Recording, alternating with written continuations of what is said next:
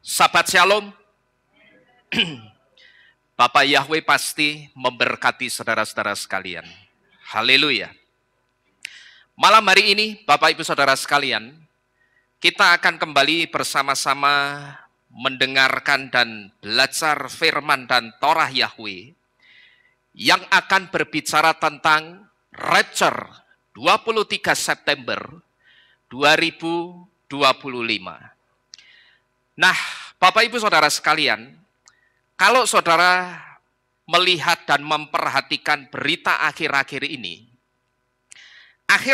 saudara, selain berita-berita tentang perang dan berita-berita tentang kejahatan yang terjadi di mana-mana, dunia, secara khusus dunia kekristenan, sekarang ini juga sedang digemparkan dengan satu pemberitaan tentang rapture atau tentang pengangkatan, yang menurut berita tersebut, katanya rapture itu akan terjadi tanggal 23 September 2025 yang akan datang.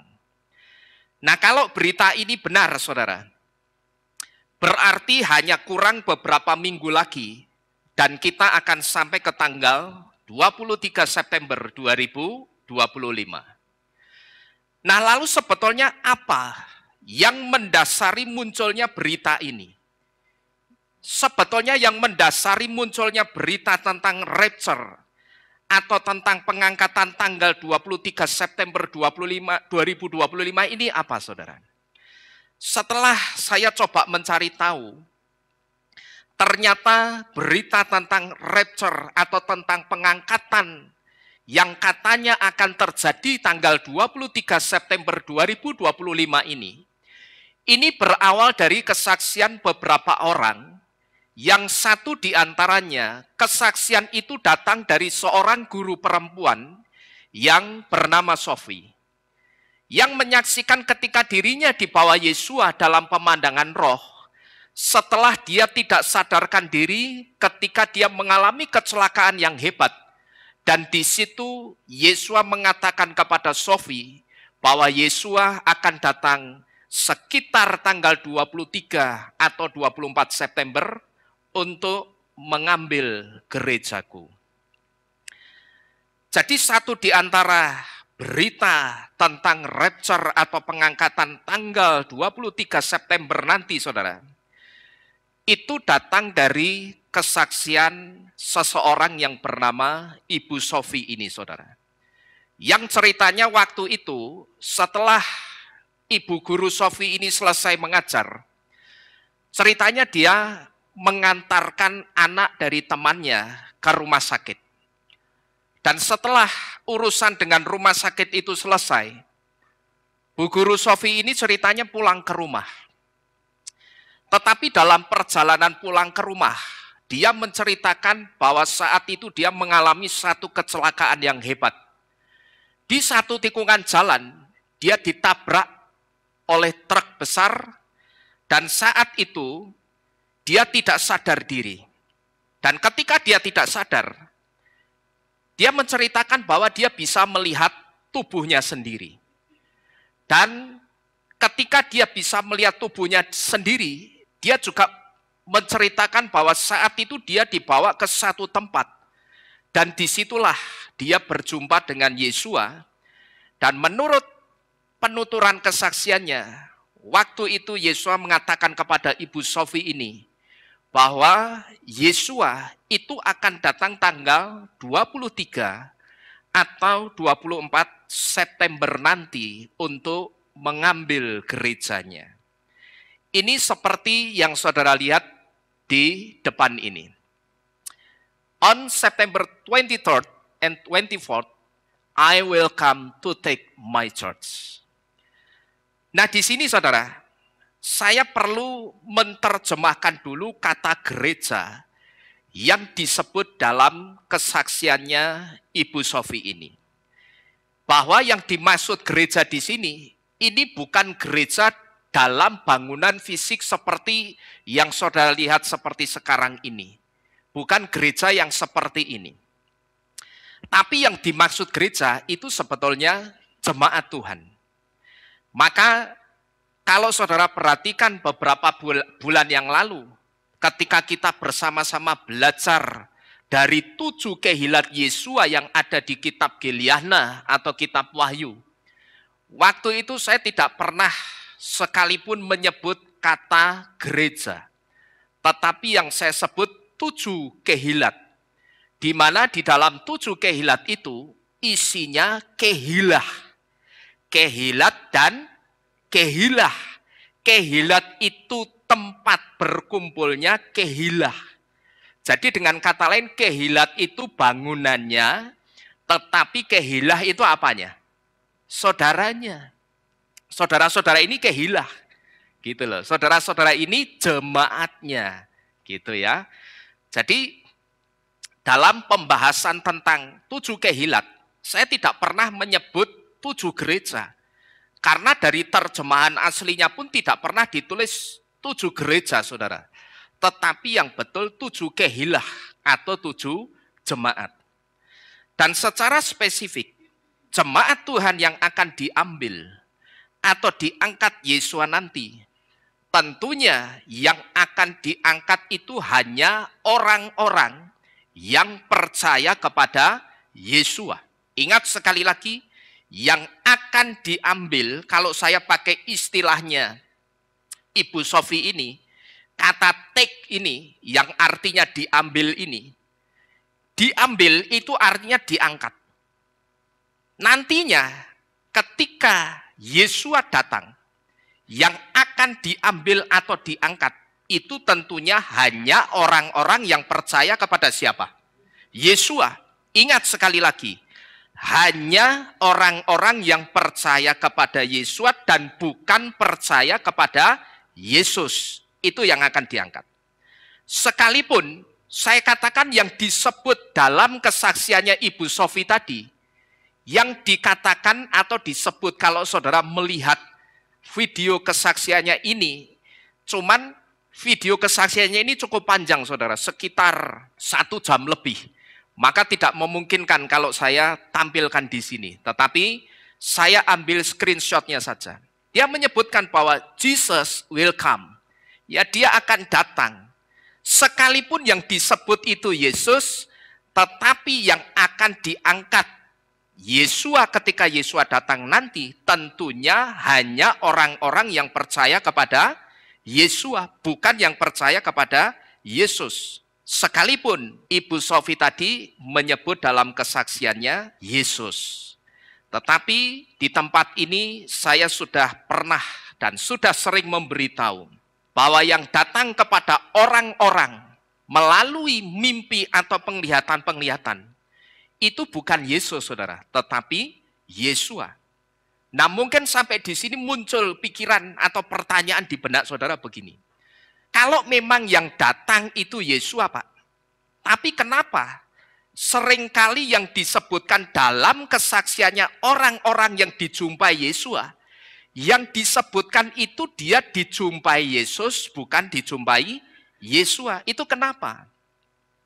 Sebetulnya ini karena 2 hal, saudara-saudara sekalian. Yang pertama, itu karena sebagian besar orang-orang yang dijumpai Yesua, itu orang-orang dari iman seberang dari iman manapun yang tidak kenal dan tidak percaya kepada Yesua.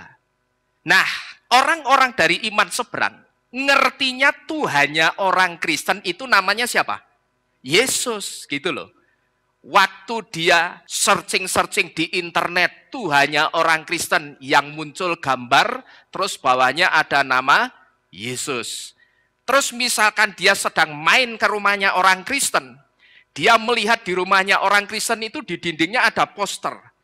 Ada poster gambar orang sedang gendong anak domba di leher, terus di bawahnya ada tulisan, Jesus is my shepherd, yang artinya Yesus adalah gembalaku.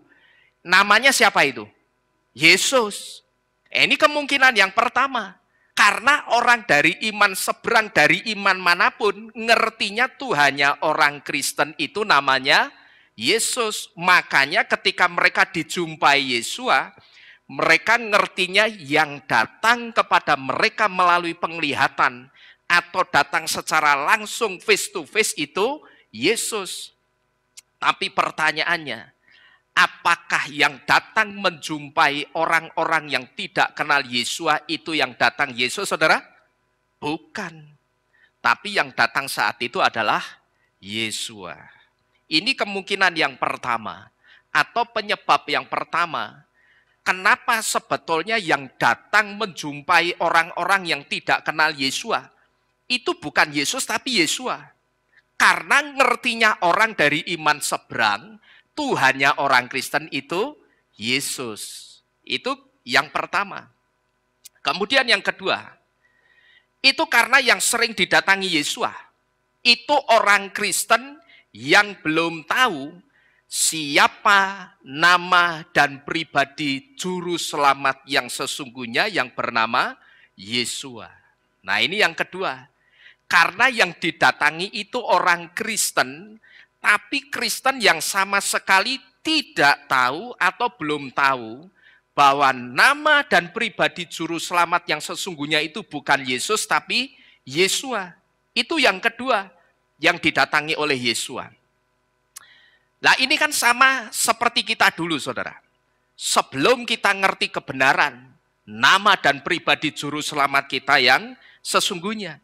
Kita dulu ngertinya juru selamat kita siapa namanya? Yesus. Tapi setelah kita ngerti kebenaran, juru selamat kita yang benar, namanya bukan Yesus tetapi Yesua HaMasyiah. Nah, demikian pula saudara. Kalau tanggal 23 September nanti memang benar akan terjadi rapture atau pengangkatan yang akan datang mengangkat saudara dan saya, mengangkat kita itu bukan Yesus tetapi Yesua. Amin. Kalau memang betul 23 September nanti akan terjadi rapture atau pengangkatan, saudara mesti ingat baik-baik bahwa yang datang di awan-awan kemuliaan itu bukan Yesus tetapi Yesua. Karena apa? Karena sebetulnya Yesus itu sudah datang sekarang dan dia sukses membelokkan kebenaran. Sehingga akibatnya apa? Akibatnya banyak orang Kristen yang tidak kenal nama dan pribadi juru selamatnya sendiri yang sesungguhnya, yang benar yang namanya Yesua. Nah itu akibat dari apa? Akibat dari datangnya Yesus yang sebetulnya kedatangan Yesus itu justru membelokkan kebenaran. Sehingga karena kebenaran itu dibelokkan, akibatnya banyak sekali orang-orang Kristen yang tidak kenal nama dan pribadi juru selamatnya sendiri yang bernama Yesua. Karena Yesus itu dihadirkan oleh Romawi dan Yunani untuk menggantikan Yesua. Nah ini yang kita mesti ngerti. Yesus itu dihadirkan oleh Romawi dan Yunani untuk menggantikan siapa? Menggantikan Yesua. Belum lagi ditambah apa? Ditambah kiblatnya kekristenan itu ke Romawi dan Yunani, bukan ke Ibrani. Lah inilah yang membuat kekristenan itu semakin tidak kenal dengan nama dan pribadi juru selamatnya sendiri yang benar, yang bernama Yesua. Jadi dengan kata lain, karena kiblat imannya itu salah, otomatis yang disembah jadi salah. Nah ini ditambah lagi seperti itu. Karena Kristen itu kiblat imannya ke Romawi dan Yunani, jadinya yang disembah juga ikut salah. Karena kiblat imannya salah, yang disembah jadi ikut-ikutan salah. Nah, lalu saudara, bagaimana dengan tanggal 23 atau 24 September 2025 yang disebutkan Sofi dalam kesaksiannya bahwa Yesua akan datang untuk mengangkat orang-orang yang percaya kepadanya.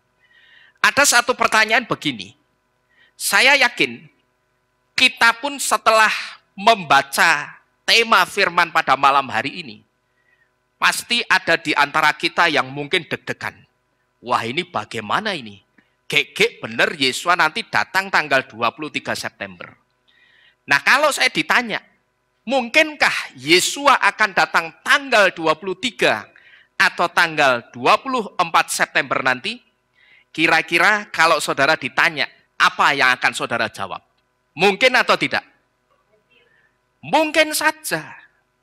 Ya, tapi ingat, ini masih sebatas kemungkinan. Kenapa kok saya katakan masih sebatas kemungkinan itu karena apa? Karena kalau kita mengacu ke kitab Matius atau kitab Matius 24 ayat 44, Yesua itu justru akan datang di waktu yang tidak kita duga, alias kedatangannya tidak bisa diduga-duga. Nah, kalau letter luck disebutkan tanggalnya 23 atau 24 September, ini tidak sinkron atau bertentangan dengan kitab Matius 24 ayat 44. Di Matius 24 ayat 44 kalau kita baca, di situ jelas Yesus sendiri mengatakan apa? Soal kedatangan anak manusia itu akan datang di waktu yang tidak kamu duga-duga. Nah, tapi kalau letter luck disebutkan tanggalnya 23 atau 24 September, ini kan tidak sinkron atau bertentangan dengan kitab Matius 24 ayat 44. Sekalipun mungkin saja Yesua itu datang pada tanggal tersebut. Tetapi sekali lagi, ini masih sebatas kemungkinan. Jadi kalau saya ditanya, saudara, mungkin enggak Pak, Yesua itu datang tanggal 23 September nanti? Saya jawab, mungkin saja. Tetapi sekali lagi, ini masih kemungkinan. Karena kalau kita mengacu ke kitab Matius 24 ayat 44, di situ Yesus jelas memberitahu soal kedatangannya, waktu kedatangannya itu justru tidak bisa diduga-duga. Nah, lalu sebetulnya saudara, apa yang membuat tanggal 23 atau apa yang membuat tanggal 24 ada kemungkinan Yesua akan datang menjemput saudara dan saya? Di situ dikatakan kalau kita ditanya mungkin enggak tanggal 23 atau 24 Yesua itu datang. Jawabannya apa itu? Mungkin. Tapi kalau saudara harus ditanya, yang membuat mungkin Yesua tanggal 23 atau 24 September 2025 ini nanti datang, itu apa? Yang membuat Yesua mungkin saja datang menjemput orang-orang percaya pada tanggal 23 atau 24 September itu apa yang membuat mungkin? Yang pertama saudara, tanggal 23 September 2025 dalam penanggalan Ibrani jatuh pada tanggal 1 bulan ke-7 atau bulan Tisri. Perhatikan, dan di tanggal 1 bulan ke-7 atau bulan Tisri ada hari raya yang kelima, yaitu hari raya Yom Teruah atau hari raya peniupan Nafiri atau peniupan sangkakala, yang adalah satu-satunya hari raya yang belum digenapi oleh Yesua dari ke-7 hari raya. Dan kitab Alef Tesalonikim atau kitab 1 Tesalonika 4 ayat 16 sampai dengan yang ke-17 memberitahu kepada kita bahwa suara nafiri atau suara sangkakala itu tanda kedatangannya Yesua. Di sini saya juga kasih catatan begini saudara. Tanggal 1 Tisri nanti itu dimulai dari tanggal 22 September dalam kalender Gregorian, tapi dimulainya di atas jam 6 sore. Itu tanggal 1 Tisrinya. Jadi 22 September di atas jam 6 sore itu kita sudah masuk tanggal 1 Tisri. Tanggal 22 September jam 5 sore kita masih masuk kalau tidak salah tanggal 29 atau 30 Elul. Kalau tidak salah Elul itu sampai 29 atau 30 saya lupa. Tetapi tanggal 22 Oktober itu hari terakhir bulan Elul. Nah begitu lewat jam 6 lebih, kita itu sudah masuk ke bulan Tisri, yaitu tanggal berapa ini? Tanggal 1-nya. Jadi sebetulnya saudara, kalau kita mau siap-siap menunggu kedatangan Yesua, seharusnya siap-siapnya itu bukan tanggal 23-nya, tetapi tanggal berapanya? Yang benar. Tanggal 22. Karena apa? Karena sejak tanggal 22 jam 6 sore lebih, kita sudah masuk ke tanggal 23-nya atau tanggal berapa kalau Tisri? 1 Tisri. Sekalipun di kalender Gregorian, tanggal 1 Tisri atau 22 lewat tanggal 22 jam 6 sore lewat, itu masih tanggal berapa kalau Gregorian? 22. Masih 22. Tapi sebetulnya sekalipun dalam kalender Gregorian 22 September, tapi begitu lewat jam 6 sore itu sudah masuk tanggal 23 atau masuk tanggal 1 Tisri. 1 Tisrinya kalau Gregorian ya 23 September. Jadi sebetulnya kalau mau siap-siap menunggu waktu kedatangan Yesua, itu keliru. Kalau siap-siapnya pas tanggal 23-nya keliru. Karena apa? Lah bagaimana kalau tanggal 23 tepat atau begitu masuk tanggal 1 Tisri, Yesua datang. Kira-kira ketinggalan atau tidak saudara kalau tidak siap-siap? Ketinggalan. Maka yang benar kalau mau siap-siap tanggal berapa? Tanggal 22-nya. Maka untuk perayaan Yom Teruah tahun ini saudara, ini akan kita adakan tanggal 22 September jam 5 sore. Karena apa? Karena kita belum tahu pergantian hari di Israel dari tanggal 22 ke tanggal 23 September besok, gantinya jam berapa itu kita belum tahu. Nanti saya akan lihat dulu jam pergantian harinya. Baru nanti saya akan umumkan kepada saudara-saudara sekalian. Nah tetapi sekalipun pergantian harinya nanti di atas jam 6 sore, kita akan tetap mulai ibadah perayaan Yom Teruah jam 5 sore. Dan nanti saudara, kita akan mulai dengan pujian penyembahan. Seperti beberapa tahun yang lalu kita lakukan di tempat ini. Jam 5 sebelum masuk tanggal 1 Tisri, atau perayaan Yom Teruah, kita sudah mulai masuk dalam persiapan roh dengan puji-pujian dan penyembahan. Maksudnya apa? Saya ingin mengajak untuk kita masuk dalam persiapan roh sambil kita menunggu masuk ke tanggal 1 Tisri. Jadi, kalau saya sudah memberitahu sejak sekarang, saudara yang bekerja, saudara silakan mengatur waktu supaya tanggal 22 September jam 5 sore nanti atau jam 5 sore besok, saudara bisa mengikuti perayaan Yom Teruah itu dari awal. Saudara jangan sampai melewatkan momen pujian dan penyembahan. Karena justru di momen pujian dan penyembahan, inilah waktu yang tepat 1 jam sebelum masuk 1 Tisri. Itu justru waktu yang sangat qualified, saya katakan waktu yang sangat betul-betul berkualitas untuk kita itu masuk dalam suasana pujian dan penyembahan. Nah kita yang masuk dalam suasana pujian dan penyembahan, itu saya sebut sebagai kita yang sedang membawa hidup kita dalam persiapan roh. Dan kita yang membawa hidup kita dalam persiapan roh, itu saya sebut kita itu sedang melakukan yang benar. Ketimbang kita cuman datang, tengok-tengok begitu saja sambil menunggu ibadah dimulai. Nah kita sedang apa juga? Selama 1 jam itu saudara. Selama 1 jam itu bisa kita manfaatkan untuk tesyufah. manfaatkan untuk kita betul-betul bertobat. Karena barangkali tanggal 1 Tisri atau 23 September, Yesua betul-betul datang saat itu. Bagaimana jadinya?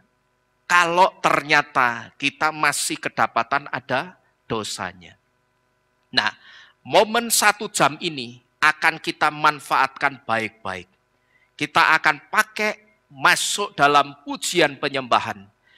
Dengan kata lain, di situ kita itu sedang purifikasi. Kita sedang memurnikan seluruh tubuh dan jiwa roh kita. Karena tidak dipungkiri, saudara. Sekarang pun ketika kita mendengarkan firman ini, ada di antara kita yang tidak punya dosa, coba ngacung. Nah, yang tidak ada, toh? Berarti dosa kabeh itu iki? Benar apa enggak? Lah ya benar. Apalagi kalau itu tidak dipurifikasi. Tidak dimurnikan dulu. Masuk ke tanggal 1 Tisri, pertanyaannya bagaimana kalau saat itu Yesua betul-betul datang? Pertanyaannya, apakah orang yang masih dalam keadaan berdosa, dia akan masuk dalam barisan orang-orang yang akan diselamatkan melalui rapture? Saya yakin tidak.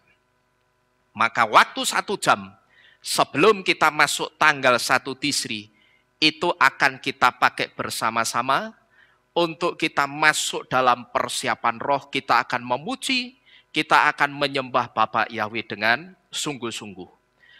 Nanti tidak ada aturan macam-macam.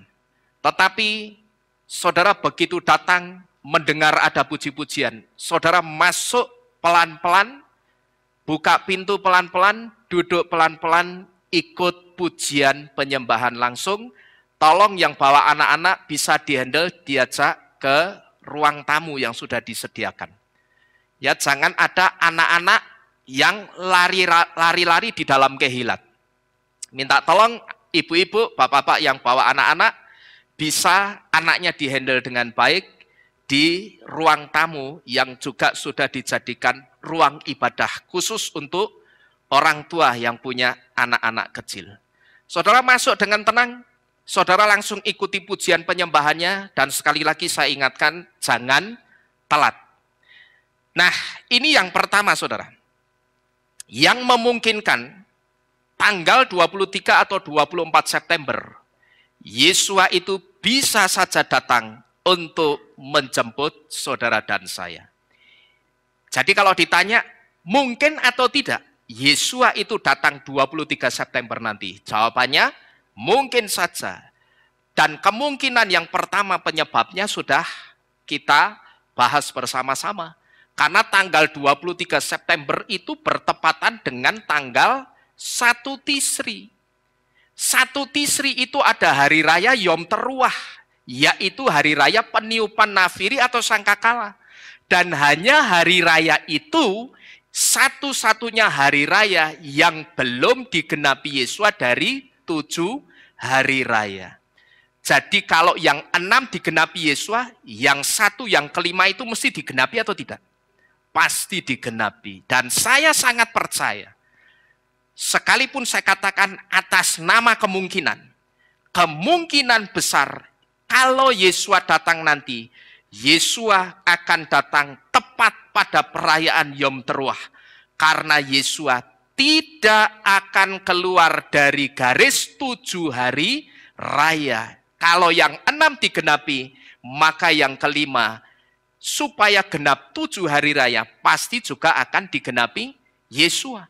Tidak kebetulan juga, kitab 1 Tesalonika 4, 16, 17, di situ memberitahu bahwa sebelum Yesua datang, malaikat itu akan meniup nafiri atau sangkakala sebagai tanda kedatangannya Yesua. Jadi pas atau dipas-paskan ini? Pas, klop. Di dalam iman akar Ibrani, itu tidak ada yang namanya gatukmologi, itu tidak ada. Tapi segala sesuatu yang sudah dinubuatkan Bapa Yahweh, di zaman penggenapan nubuatan, semua yang dinubuatkan itu digenapi satu persatu.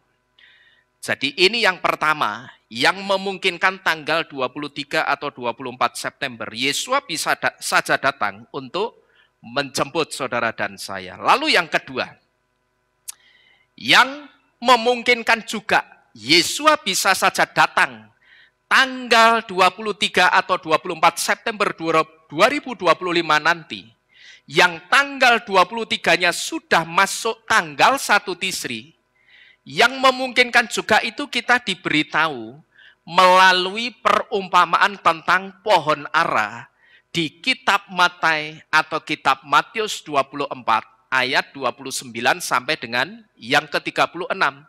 Secara khusus pada kalimat pelajarilah perumpamaan tentang pohon ara. Bila mana rantingnya sudah menjadi lembut dan daun-daunnya bertunas, kamu mengetahui bahwa musim panas sudah dekat. Demikian pula lah kamu. Ketika kamu melihat semua ini, kamu mengetahui bahwa dia itu siapa? Yesua sudah dekat di ambang pintu.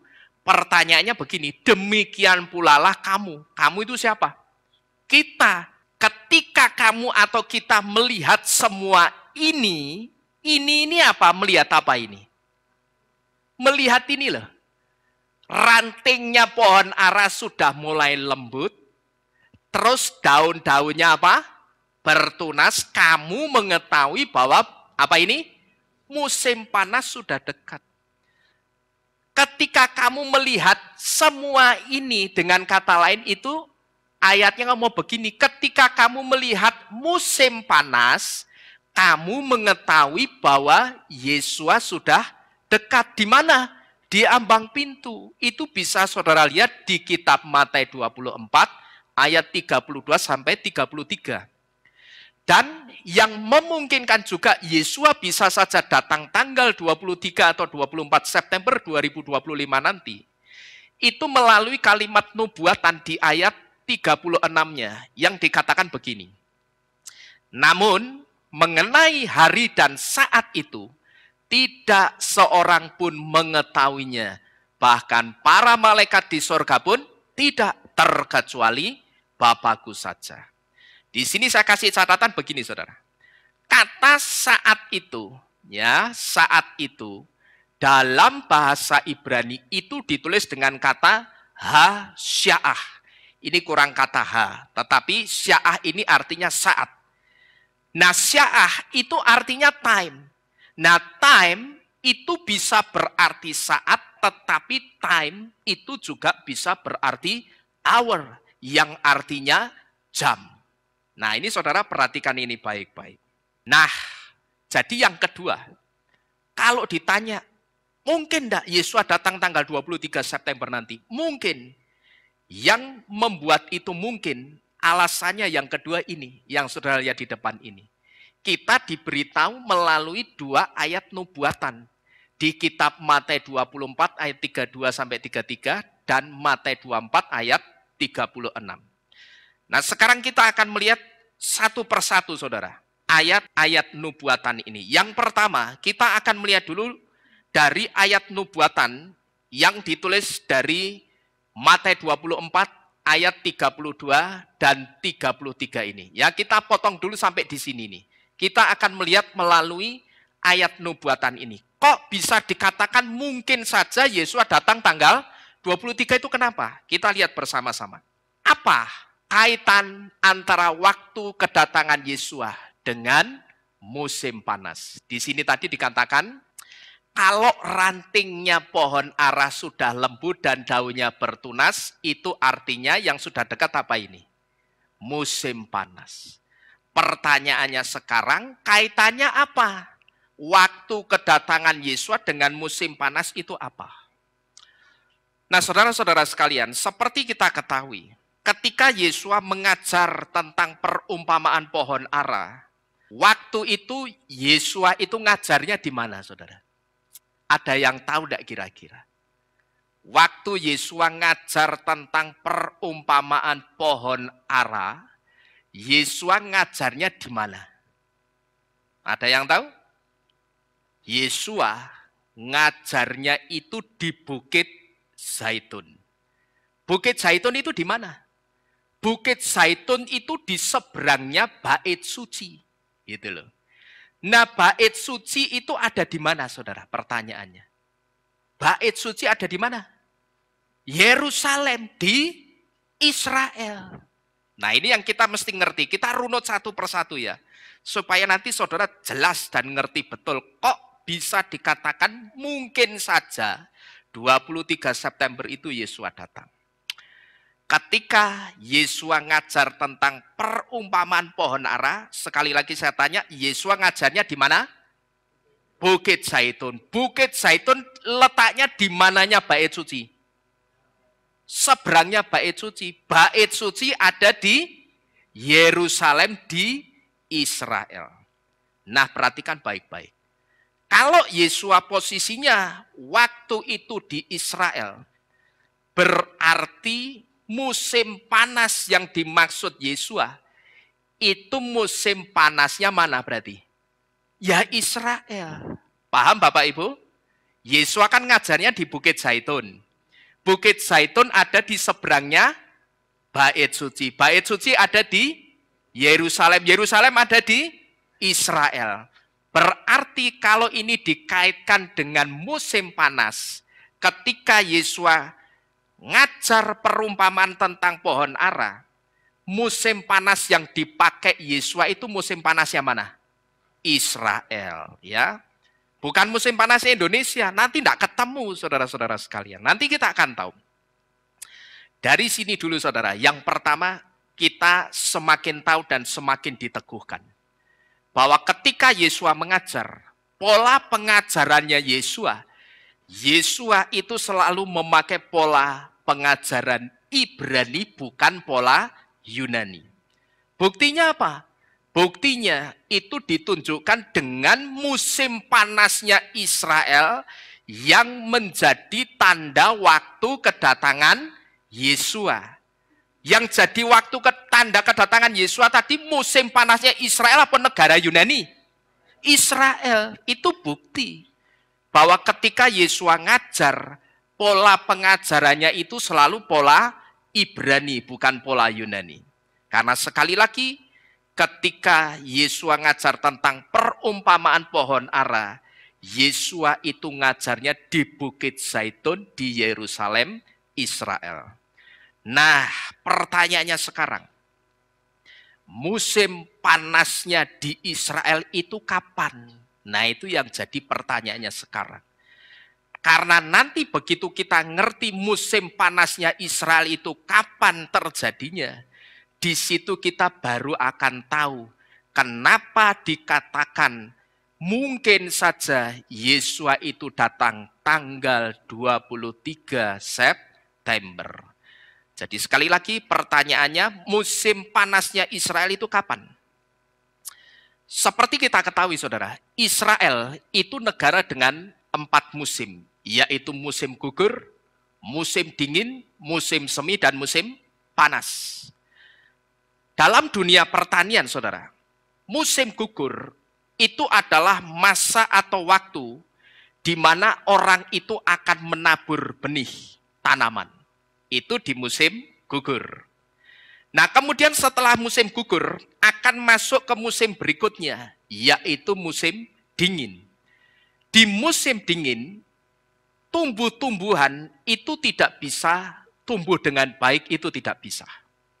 Maka pada musim dingin ini, saudara, setiap benih yang ditanam itu akan dalam tanda kutip tidur untuk nantinya bangun atau tumbuh pada musim semi. Nah, ini perhatikan baik-baik, karena ini perjalanannya seperti ini. Yang pertama di musim gugur itu menanam. Tapi setelah musim gugur masuk ke musim dingin. Nah, di musim dingin ini setiap benih tanaman yang ditanam itu tidak mungkin bisa tumbuh. Tapi di situ setiap benih yang ditanam itu akan dalam tanda kutip tidur untuk nantinya bangun. Dalam tanda kutip bangun itu artinya apa? Tumbuh pada musim semi. Dan setelah musim dingin, akan masuk ke musim selanjutnya yang disebut musim semi. Nah, kalau sudah musim semi, saudara, itu tandanya sebentar lagi orang-orang yang tadinya nanam benih tanaman ini, orang-orangnya itu sudah mulai apa? Mulai apa? Mulai siap-siap panen. Belum panen, tapi baru apa? Siap-siap untuk panen. Karena apa? Karena benih yang ditanam di musim gugur sebelumnya, itu sudah mulai tumbuh dan sudah mulai menghasilkan. Itu di musim semi. Dan setelah musim semi akan masuk ke musim berikutnya, berarti musim apa yang terakhir? Musim panas. Dan di musim panas ini, inilah baru orang-orang yang tadinya nanam benih, itu akan memanen atau menuai hasilnya. Sampai di sini dulu Bapak Ibu Saudara sekalian, kira-kira paham atau tidak? Perjalanan musim ini paham ya? Saya berharap paham, tapi kalau saudara mungkin tidak paham, saya tidak mungkin kalau mengulangi dari awal karena cukup panjang. Nanti saudara nonton saja video di YouTube ya. Nah, perjalanan musim di Israel ini saudara, ini memiliki benang merah atau kaitan dengan dunia kerohanian. Artinya apa? Perjalanan musim di Israel memiliki benang merah atau kaitan dengan dunia kerohanian itu artinya apa? Artinya ada peristiwa-peristiwa penting yang pernah terjadi di setiap musim yang ada di Israel. Yang dimaksud ada benang merah atau kaitan atau sisi paralelnya dengan dunia kerohanian, itu ada peristiwa-peristiwa penting yang pernah terjadi di Israel di setiap musim yang ada di Israel. Nah, pertanyaannya sekarang, peristiwa-peristiwanya itu apa saja? Yang pertama, pada musim gugur, ini adalah gambaran kematian Yesua. Yaitu Yesua yang apa ini? Gugur untuk menebus jiwa setiap kita. Perlu saudara ketahui, di musim gugur ini ada satu hujan yang namanya hujan awal. Dan hujan awal ini sekaligus menjadi gambaran satu peristiwa atau satu hari raya yang disebut dengan Syavuot. Syavuot itu apa? Hari raya untuk memperingati turunnya Torah. Tetapi Syavuot itu juga digenapi dengan pencurahan atau turunnya Roh Kudus. Jadi di musim gugur ini ada hujan yang namanya hujan awal. Dan hujan awal ini sekaligus namanya hujan itu kan berarti dari atas ke bawah. Hujan itu berarti ada sesuatu yang dicurahkan. Kalau hujan yang dicurahkan apa? Air.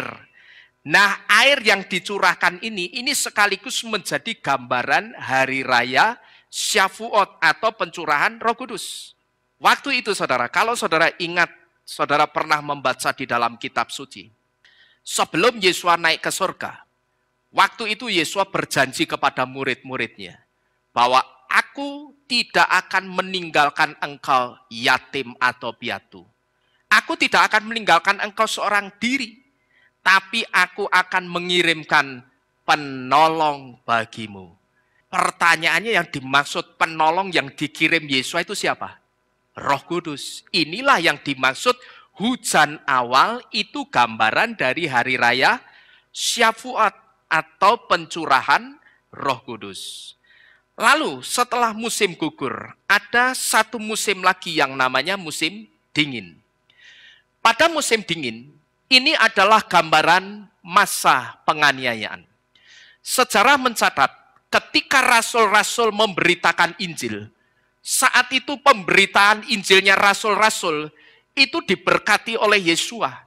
Dan Roh Kudus bekerja dengan sangat luar biasa dan memberkati pelayanan mereka, sehingga saat itu terjadi tuaian jiwa besar-besaran. Banyak orang-orang yang tadinya tidak percaya kepada Yesua, tapi ketika Ruach HaKodes itu dicurahkan, Saat itu banyak terjadi pertobatan besar-besaran.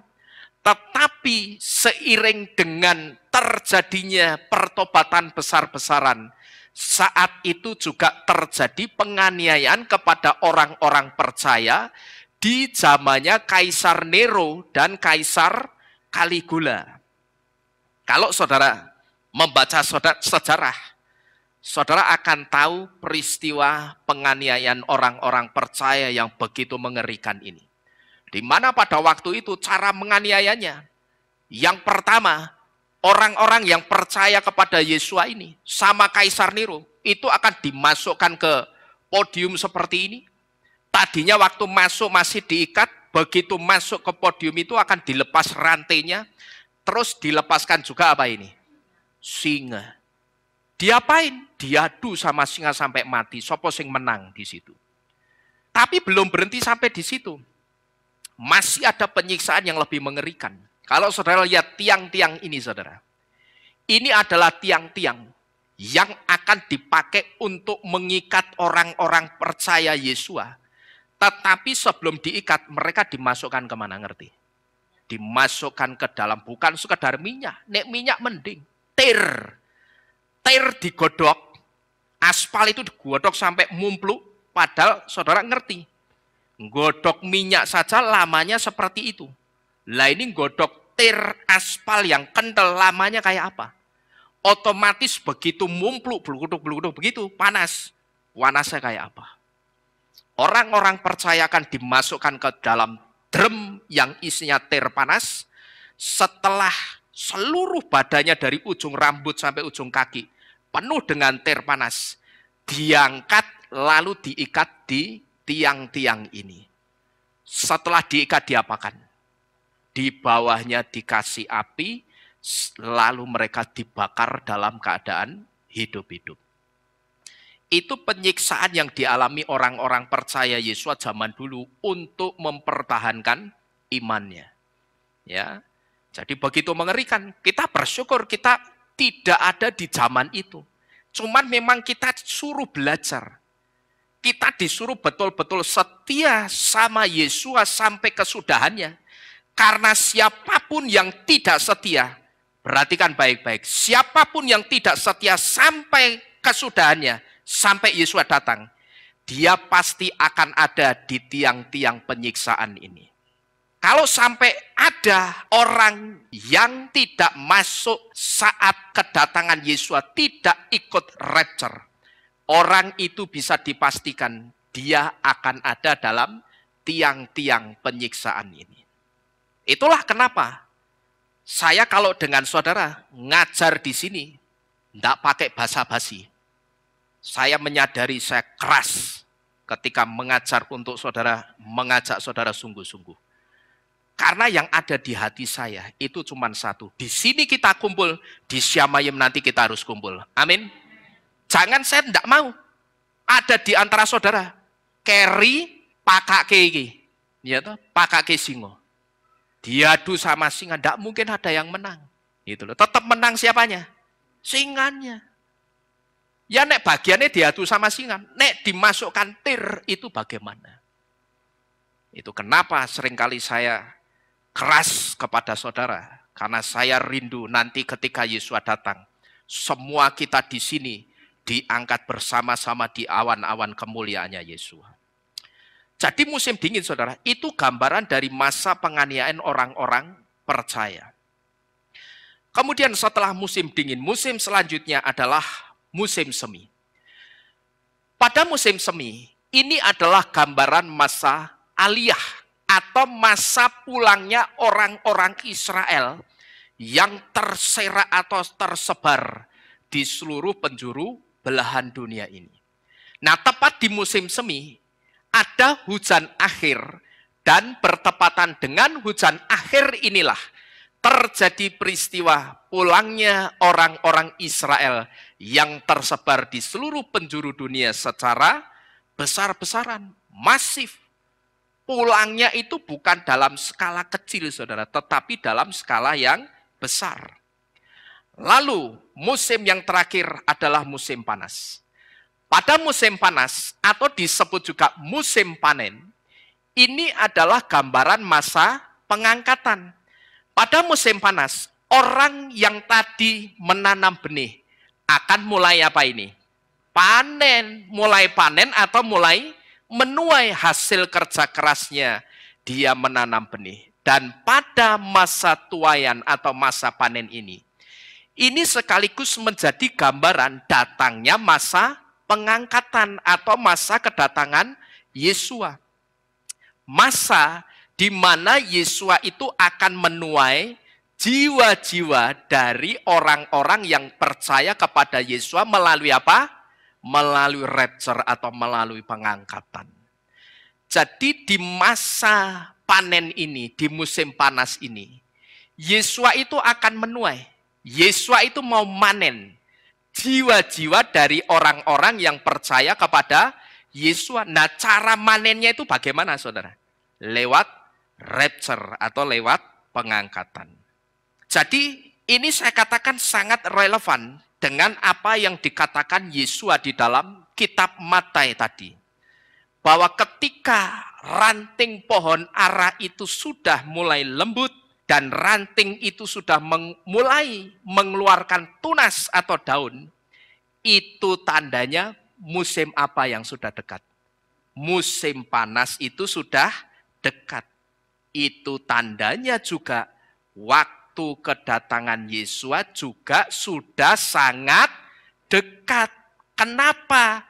Kok nek musim panas sudah dekat, berarti Yesua juga sudah sangat dekat waktu kedatangannya. Karena di musim panas ini gambaran musim apa ini? Panen. Di situ Yesua itu juga mau apa ini?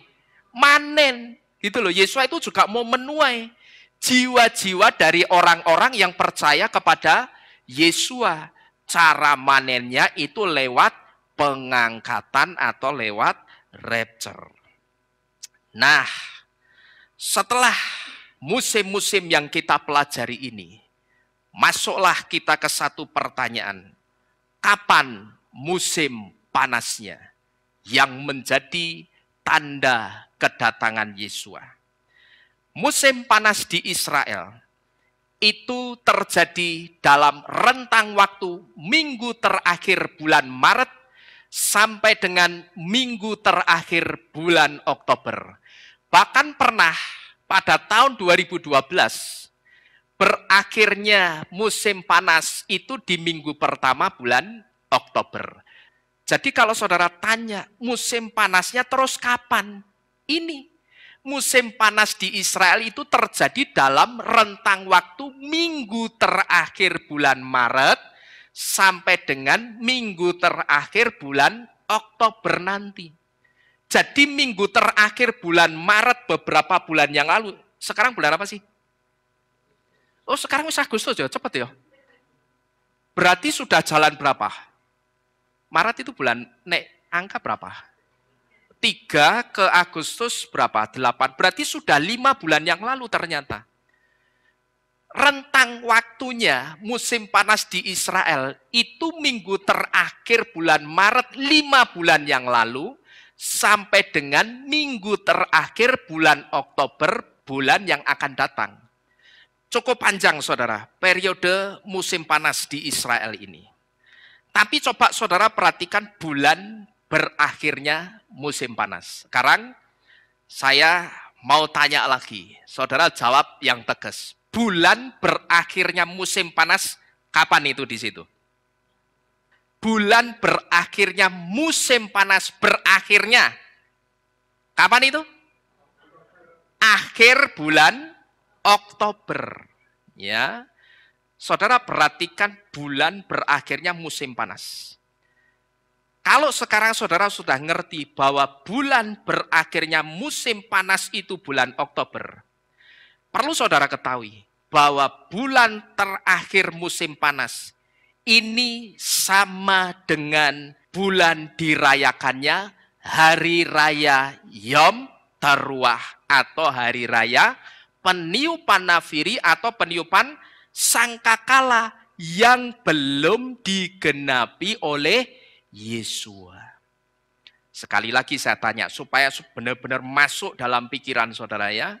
Supaya tujuannya apa? Kalau masuk, saudara akan betul-betul berjaga-jaga. Sekarang bulan Agustus tanggal piro iki? 23 ini. Sekarang 23 Agustus. Berarti untuk sampai ke Oktober itu lama atau tidak, saudara?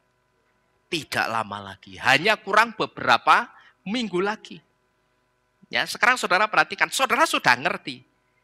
Masa berakhirnya musim panas itu akhir bulan Oktober. Nah, bulan terakhir musim panas ini sama dengan bulan dirayakannya Hari Raya Yom Teruah. Hari Raya Yom Teruah itu apa? Hari Raya peniupan apa ini? Nafiri atau sangkakala, dan itu sudah digenapi atau belum sama Yesua? Belum. Yom Teruah itu selalu dirayakan setiap tanggal 1 Tisri. Dan bulan Tisri dalam penanggalan Gregorian, perhatikan, jatuhnya bulan Tisri itu di pertengahan September sampai pertengahan Oktober 1 bulannya. 30 harinya atau 1 bulannya bulan Tisri itu dimulai dari pertengahan September sampai dengan pertengahan Oktober. Nah, sekarang perhatikan baik-baik. Dalam kalender Gregorian, 1 Tisri atau bulan Tisri itu selalu 30 harinya. Mulai dari kapan tadi? Pertengahan September sampai dengan pertengahan Oktober. Jadi, kalau pertengahan September berarti tanggal 23 September yang diperkirakan Yesua akan datang, masuk atau tidak, saudara? Masuk. Inilah kenapa dikatakan mungkin saja Yesua bisa juga datang tanggal 23 September. Ini yang pertama, yang memungkinkan Yesua bisa saja datang pada tanggal 23 atau 24 September nanti. Tapi tetap persiapannya yang benar mulai tanggal berapa? 22. Karena 1 Tisrinya di sini itu masih tanggal berapa? 22. Sekalipun itu sebetulnya sudah masuk 23. Tapi kan pergantian harinya di Indonesia itu jam 12 malam gitu loh. Lalu yang kedua, yang memungkinkan juga Yesua bisa saja datang tanggal 23 atau 24 September nanti, bisa kita lihat melalui nubuatan ayat 36-nya dari kitab Matius 24 yang dikatakan, namun mengenai hari dan saat atau jam itu, tidak seorang pun mengetahuinya. Bahkan para malaikat di sorga pun tidak, terkecuali Bapakku saja. Nah, ini maksudnya apa ini, saudara? Kok melalui kalimat nubuatan ini, kita bisa menyimpulkan sementara, sekalipun masih kesimpulannya dalam bentuk kemungkinan, mungkin bisa saja Yesua itu datang tanggal 23 September. Kok bisa dilihat dari kalimat nubuatan yang dikatakan, namun mengenai hari dan saat atau jam itu, tidak seorang pun mengetahuinya, bahkan para malaikat di surga pun tidak, terkecuali Bapakku saja. Maksudnya apa ini? Seperti kita ketahui, saudara, setiap tanggal 1, setiap bulan, dalam penanggalan Ibrani adalah Rosh Kodesh. Rosh Kodesh itu artinya apa? Rosh Kodesh itu artinya kepala bulan atau awal bulan baru. Rosh itu artinya kepala, Kodesh itu artinya bulan. Perhatikan baik-baik, setiap tanggal 1 setiap bulan, dalam penanggalan Ibrani, setiap tanggal 1 setiap bulan itu disebut apa ini? Rosh Kodesh atau kepala bulan atau awal bulan baru. Nah, demikian pula dengan tanggal 1 Tisri. 1 Tisri itu juga kepala atau awal bulan yang baru. Perhatikan baik-baik.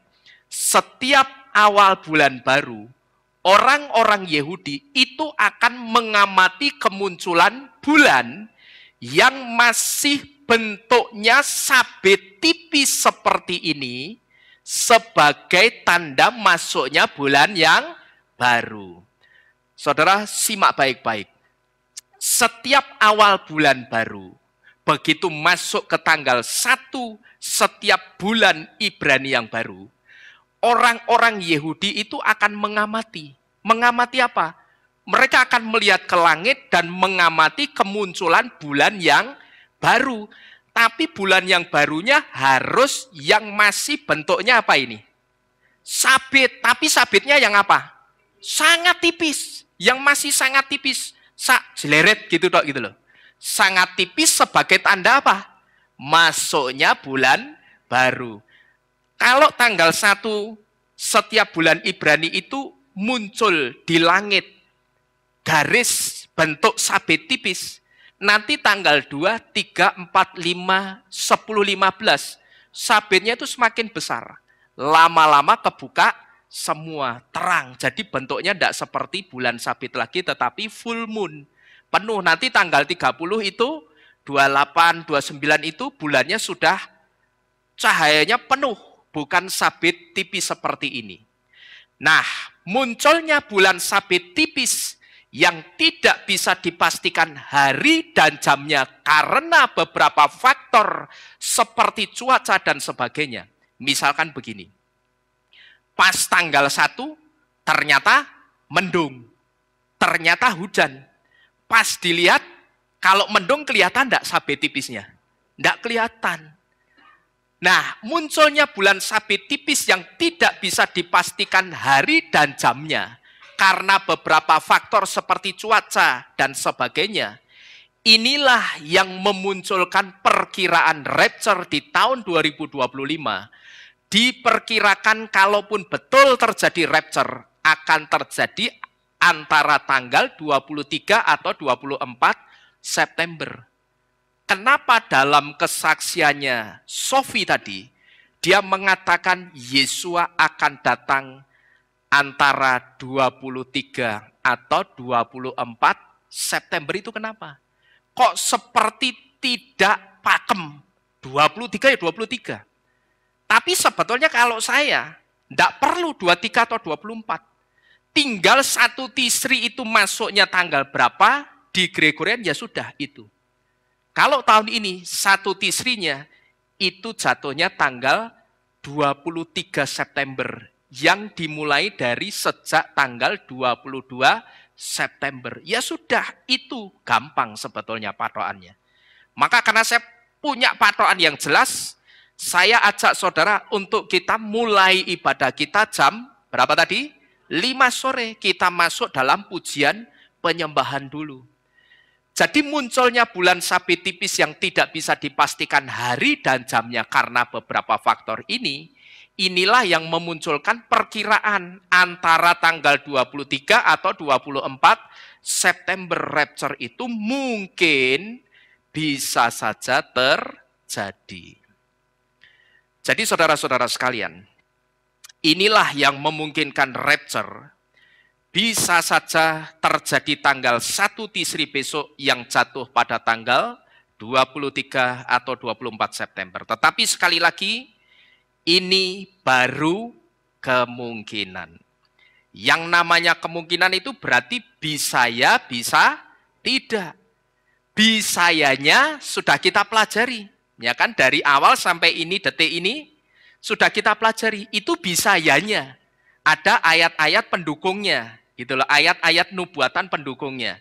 Sampai di sini dulu saudara paham enggak kira-kira? Paham ya? Ayat-ayat pendukungnya bisa ya atau kemungkinan ya, Yesus akan datang 23 September sudah kita pelajari. Dari depan sampai detik ini. Tapi bisa tidaknya itu karena apa? Bisa tidaknya itu karena kalau kita mengacu ke kitab Matius 24 ayat 44, Yesus itu akan datang tapi di waktu yang justru tidak kita duga-duga. Nah, kalau sudah muncul tanggalnya 23 atau 24 September, orang jadi apa? Menduga-duga. Maka kalau saya ditanya, saudara, mungkin atau tidak, Yesua itu akan datang pada tanggal 23 atau 24 September besok? Saya jawab, mungkin saja. Tetapi sekalipun saya mengatakan mungkin, saya tidak boleh dan tidak bisa memastikan. Karena apa? Kok saya tidak boleh memastikan dan tidak bisa memastikan itu apa? Karena hanya Bapa Yahweh yang tahu kapan Yesua itu harus muncul di awan-awan kemuliaannya untuk menjemput saudara dan saya. Yang tahu cuman siapa? Bapa Yahweh. Katakanlah Yesua betul datang tanggal 1 Tisri besok. Kalau memang Yesua betul datang tanggal 1 Tisri yang jatuh pada tanggal 23 September, yang dimulai dari tanggal 22 September, berarti haleluya, puji Bapa Yahweh. Karena apa? Saya katakan haleluya. Karena semakin cepat Yesua datang, semakin baik. Amin. Semakin cepat Yesua datang itu semakin baik. Karena apa? Kita tidak akan mengalami zaman masa kesusahan besar. Semakin cepat semakin baik. Kalau memang nanti datang tanggal 1 Tisri, 23 September, kita katakan bersama-sama, haleluya. Tapi bagaimana kalau ternyata Yesua belum datang pada tanggal 1 Tisri? Kira-kira bagaimana, saudara? Ya kita tetap berjaga-jaga. Supaya apa? Perlunya kita itu selalu berjaga-jaga itu apa, saudara? Supaya ketika Yesua datang, kita itu kedapatan layak. Karena saat itu Yesua melihat kita. Kita punya minyak cadangan yang berlimpah-limpah. Yang kita tunjukkan melalui sikap berjaga-jaga. Penggambaran 5 gadis bijaksana dan 5 gadis yang disebut bodoh. Yang disebut bijaksana itu karena apa? Karena pas Yesua datang pelitanya mati atau nyala? Masih nyala. Adanya pelita yang bisa tetap masih nyala itu karena apa? Karena mereka punya minyak cadangan. Mereka ngerti Tuanku itu datangnya tidak bisa dipastikan. Sama atau tidak dengan waktu kedatangan Yesua? Bisa dipastikan? Tidak bisa. Maka karena tidak dipastikan, kita mesti punya minyak cadangan. Pertanyaannya, minyak itu gambaran apa? Minyak itu simbol dari urapan. Dan urapan itu hanya datang dari Ruach Kodes atau dari Roh Kudus. Itu gambaran dari orang yang selalu membawa dirinya dalam persiapan roh menjelang waktu kedatangan Yesua. Itulah pentingnya atau perlunya saudara itu berjaga-jaga. Ya, jangan saudara semakin mendekati waktu kedatangan Yesua, semakin malas. Hati-hati, ingat tiang penyiksaan tadi. Karena siapapun yang tidak ikut dalam karya pengangkatan, dia akan ada di tiang penyiksaan itu tadi. Saudara perhatikan ini baik-baik. Dan pentingnya kenapa? Kita itu mesti berjaga-jaga. Supaya ketika Yesua datang, dia melihat kita. Inilah mempelaiku yang cakap. Dia sungguh-sungguh betul-betul menunggu kedatanganku. Buktinya apa? Kita sungguh-sungguh menunggu kedatangan Yesua. Dengan sambil berharap-harap Yesua segeralah datang. Kita katakan apa? Maranatha Yesua. Datanglah Yesua. Buktinya apa? Jangan sampai, oh aku sungguh-sungguh Pak. Sekarang ini aku juga sungguh-sungguh menunggu waktu kedatangan Yesua. Yesua cuma tanya begini, buktine opo? Gitu loh.